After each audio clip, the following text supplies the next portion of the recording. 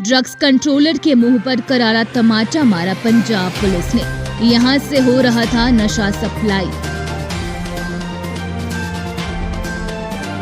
युवाओं की जिंदगी बर्बाद करने वाली एक कंपनी पर पंजाब पुलिस ने जोरदार छापेमारी कर हिमाचल के ड्रग्स कंट्रोलर सहित स्थानीय प्रशासन, गुप्तचर विभाग, सुरक्षा तंत्र सहित तमाम सरकारी विभागों की कार्यशैली को संदेह के घेरे में ला दिया है।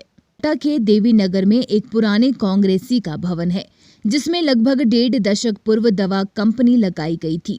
ताउम्र कांग्रेस शासन काल में मलाई चाटने वाले ने अब भाजपा में कल्टी मार फिर से मलाई चाटने की जुगत भिड़ा ली और सभी नियमों, उपनियमों व ड्रग्स विभाग, पर्यावरण विभाग, स्थानीय प्रशासन, नगर पालिका प्रशासन आदि का काबू करते हुए या यूं कहिए कि ठेंगा दिखाते हुए और आंखें दिखाते हुए कंपनी खोल डाली और लाइसेंस भी ले लिया। और इसी कंपनी की दवाएं जो कि दिल्ली के लिए रवाना हुई थी, पंजाब के अमृतसर में पकड़ी गई।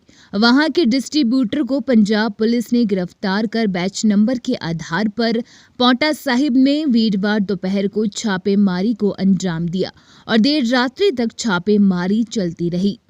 कई बार पंजाब पुलिस के अधिकारी गेट से बाहर आए किंतु मीडिया के सामने मुंह तक नहीं खोला और ये कहकर निकल गए कि कार्यवाही जारी है। पौंटा साहिब के देवी नगर में एक भाजपा नेता के भवन में ये गोरख धंधा पनप रहा था। इन मास्टरमाइंड लोगों ने स्थानीय युवक के नाम पर सारा धंधा खोला और सत्ता में राजनीतिक रसूखों के कारण आनन फानन में लाइसेंस भी प्राप्त कर लिए गए और फिर शुरू हुआ नशे का व्यापार। बीते रोज लगभग 14 घंटे की मैराथन छापेमारी के बाद पंजाब पुलिस से आए 7 अधिकारियों ने दोपहर छापेमारी शुरू की और देवी नगर के मनीष नामक व्यक्ति को मटेरियल नशे के कैप्सूल और गोलियां बरामद कर एक ट्रक में भरकर केस प्रॉपर्टी बनाकर अपने साथ ले गए। इस घटना के बाद से समूचे हिमाचल के विभिन्न विभागों की कार्यशैली पर सवालिया निशाना खड़े होना लाजमी है। जहां सिरमौर पुलिस बड़ी मेहनत मशक्कत कर छोटे छोटे ड्रग्स पैडलर्स को गिरफ्तार कर लगातार शिकंजा कसने की कोशिशें कर रही थी, यहां पुलिस का खुफिया तंत्र व सुरक्षा तंत्र पूरी तरह से फेलियर साबित हो गया है कि रामपुर घाट पुलिस पोस्ट एवं पौंटा पुलिस थाना के दोनों ही रेंज में रिहायशी इलाके में ये गोरख धंधा पनप रहा था। और इससे भी ज्यादा हैरत व संवेदनशील बात तो ये है कि हर माह ड्रग्स विभाग के कर्मचारी, जिसमें ड्रग्स कंट्रोलर, ड्रग्स इंस्पेक्टर, आखिर कंपनी में आकर क्या कार्यवाही करते थे, क्या देखभाल करते थे।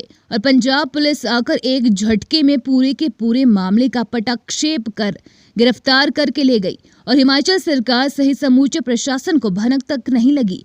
ये था स्थानीय प्रशासन का पूरा फेलियर। ऐसे में ड्रग्स कंट्रोलर व ड्रग्स इंस्पेक्टर की संपत्ति की जांच होना लाजमी हो गया है। कैसे हुआ मामले का पटाक्षेप? ये पूरा रैकेट देवभूमि पौंटा साहिब के देवी नगर से चल रहा था। ये एक हाल ही में भाजपा में सदस्यता लिए व्यक्ति का भवन बताया जा रहा है जो कि पौंटा से विधायक भी रह चुका है। खोली गई कंपनी के बाहर गेट पर ना तो कोई बोर्ड है और ना ही कंपनी का बोर्ड है। देखने में ये एक रिहायशी मकान सा लगता है। दस्तावेजों में कंपनी के चेले चंटारों की ओर से सूचनाएं मिली कि 30 प्रकार की दवाएं बनाने का लाइसेंस है। अभी तक 2 ही दवाएं बनाई गई है। जिस डिस्ट्रीब्यूटर्स को दवा भेजनी थी उसके मेल, जीएसटी आदि कानूनी पेचदगियों से बचने का पूरा इंतजाम था ताकि कानून से बचा जा सके। और दस्तावेजों में दिल्ली भेजी गई नशे की खेप पंजाब के अमृतसर से बरामद हो गई और बैच नंबर के आधार पर पंजाब पुलिस पौंटा पहुंची। स्थानीय पुलिस से मदद ली और देर रात्रि तक जोरदार कार्यवाही चलती रही। अंत में स्थानीय युवक को गिरफ्तार कर एक ट्रक में भरकर रॉ मटेरियल सहित नशे की दवाएं व अन्य सामग्री जो कि केस प्रॉपर्टी कानून बनती थी, साथ ले गई। मामला संवेदनशील है। पुलिस व स्थानीय प्रशासन की नाक तले ये काला कारोबार पनप रहा था और सवाल उठाना तो लाजमी है ही। अब ये भी बताते चले कि कंपनी एक पुराने कांग्रेसी और वर्तमान भाजपा नेता की है। कंपनी के मालिकों ने स्थानीय युवक के नाम पर ही सारा धंधा खोल रखा है, ठीक उसी तर्ज पर जिस पर आईटी कॉल नामक कंपनी ने शुरू किया था। कंपनी में कई डायरेक्टर बना दिए और कंपनी फ्रॉड करके भाग गई।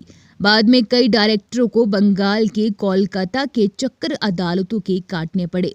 ठीक उसी तर्ज पर एक सबके प्रिय जाने माने मधुभाषी मनीष कुमार के नाम पर सारा का सारा धंधा खोल दिया और मनीष कानून की जद में आ गया। ये भी पता चला है कि दवा कंपनी द्वारा दिल्ली के लिए माल भेजा गया था, जिसकी मेल जीएसटी कटा हुआ बिल व तमाम सरकारी औपचारिकताएं पूरी है। यहाँ तक इस प्रकार की दवा बनाने का लाइसेंस भी सरकार से प्राप्त किया हुआ है। किंतु सवाल है कि जो कंसाइनमेंट दिल्ली के लिए रवाना हुई वो पंजाब कैसे पहुंच गई। बताया जा रहा है कि पंजाब पुलिस ने ट्रांसपोर्टर को भी हिरासत में लिया है। इस मामले में ना तो ड्रग्स कंट्रोलर का और ना ही पुलिस का कोई आधिकारिक बयान मीडिया के सामने आया है।